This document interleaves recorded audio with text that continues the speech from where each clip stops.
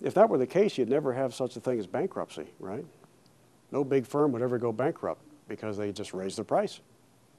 Why didn't firms that went bankrupt think of that? Well, I'm sure they did. The competition takes a lot of forms in the marketplace. One is free entry, and here's where government can do a lot of things to stifle competition. They can do things that prevent or stifle free entry through such things as even a general tax policy. It may seem to be general upon everybody and not favoring anyone in particular, but if the tax rates are very high, that tends to hit the newcomer and the small guy harder than the established firm, because the new guy taking the risk for the first time says, why bother? The chance of reward at the most critical moment in my company's history is just not high enough to be worth the risk. A very high tax, heavy regulatory environment has the disproportionate negative effect on small companies that stifle competition. The big guy can usually find ways to cope with it that the little guy or the newcomer has difficulty. So you can stifle free entry just by making the system rigid through high taxes, excessive regulation, and over-politicizing an economy. Foreign competition. Milton Friedman is famous for saying, if you're concerned about what a domestic company might be able to do to you because it gets big, just open the borders. Foreign competition will discipline them, much as it did American automakers in the 1970s. Competition of substitutes. Sometimes our perspective on competition is so narrow, we forget that companies compete with each other even when they're not making the same thing. I remember, actually this is the example I'm thinking of goes to the next form of competition, which is competition of all goods for the consumer's dollar. In one sense, competition is so broad-based, all firms are competing against all other firms, no matter what they're making, for the consumer's dollar. And a good example goes back to a friend of mine who taught at Northwood University. He told the story of teaching an extra class one semester, and he came into, I think it was $1,500 extra bucks that term. And he said he and his wife were kicking around, what do we do with the $1,500? And he wanted to take a vacation to Florida, and she wanted a new washer and dryer and a couple other things. And he said in that case, United Airlines was in direct competition with Maytag. And in that case, Maytag won too, by the way. But there's an example, competition of all goods for the consumer's dollar. Well, I said that was the last charge, but I forgot. I do have one other one. This is the one that sticks in my craw more than any of them. You have people in some of these textbooks who say, well, Rockefeller was greedy. He was just greedy. We needed to break him up just because he was greedy. We kind of looked into why he was doing all this, and lo and behold, it wasn't just to help us out, it was because he wanted to make money. And that's just greed, and he should have settled for less and not let his company grow as much and not satisfy consumers as much as that's what, in effect, they're saying. They're saying he was a greedy man. They don't even look at things like how he spent his money. I think this is a very difficult area to make judgment calls about people anyway, but some of the same folks who make that charge will not tell you that he tithed throughout his life, that he was the first American to give away $1 billion. If you've ever visited his gravesite outside of Cleveland, you'll see there's a marker there. And I remember reading it and I thought, well, that's nice, but clearly the person who wrote that inscription thought that Rockefeller was a greater man for what he gave away than for what he created in the first place. If I'd been writing it, I would have said, here lies a great man who provided hundreds of thousands of jobs, who flooded the world with an improving and ever lower priced quality product, who allowed American industry to dominate much of an important market worldwide, carried American goods on ships to nearly every country on the planet, and then, by the way, he made a lot of money and gave some of it away. That's what I'd write. I would say it was almost incidental that he gave it away. I admire him for earning it in the first place. It's easy to give stuff away.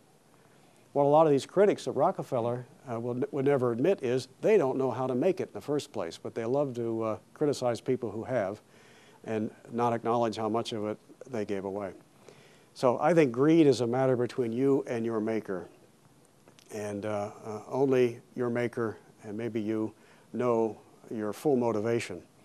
But I do know this, that in a free market, if you want to make more money, you can't put a crown on your head and wrap a robe around yourself and say, well, I'm the queen, cough it up.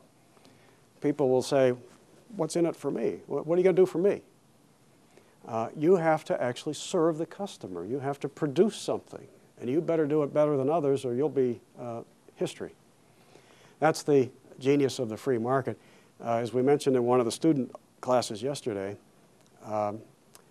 there are countries and regimes over the years that have railed against profit and self-interest. The communist countries did it all the time. And they always said, you know, we're going to make these things out of just concern for our fellow man. You know, it'll be the people's factory and we'll produce not for profit but for the people. Lo and behold, they don't produce squat and very little that's worth anything on the world market. When you think of it, it's really miraculous how the market does these things so well in the absence of central planners. Take televisions.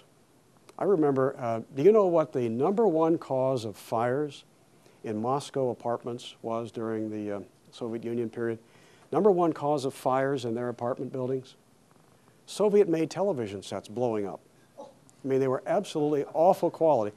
These were television sets made in government factories by government employees, directed by government commissars who said, oh, aren't we great? We're commissars. The people want entertainment, and so the government will provide it. Well, they blew up their apartments, is what it amounts to, and very little in the way of quality anything, programming or what have you.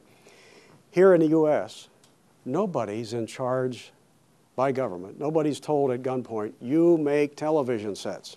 The peasants want entertainment. Make those TV sets. Nobody's told to do that. If nobody made a television set, nobody would go to jail for it. So people are all doing it because there's some self-interest, profit motive involved. And compare the two. In which country do you get the best television sets with the best programming? The place where the government says we're going to be in charge and make sure it happens, or the place where if it doesn't happen, nobody's penalized? It's all incentive. It's obvious, isn't it? Well, I guess what I need to do is to finally offer a quick comment on the 1911 Supreme Court dissolution of the Standard Trust and then open it up to Q&A. In 1911, the U.S. Supreme Court broke up Standard Oil into several constituent parts, claiming that there was less competition between the parts that became Standard than there was when the parts were separate independent companies. Now, how does that strike you? It's common sense, isn't it? What the Supreme Court said, these were not economists, by the way. It's amazing how the other side says, the Supreme Court, we hate them when we talk about the Dred Scott decision, but boy, they got it right on this one. They're not economists, and all they decided was Standard bought up a lot of parts, a lot of companies that now became part of the Standard Oil Company. And now that they were part of one company, there was less competition between them than there was when they were separate independent companies. Well, of course. But what does that say, if anything, about the general level of competition? Nothing. It says nothing about it. It doesn't say anything about what the trust faced in the way of outside competition.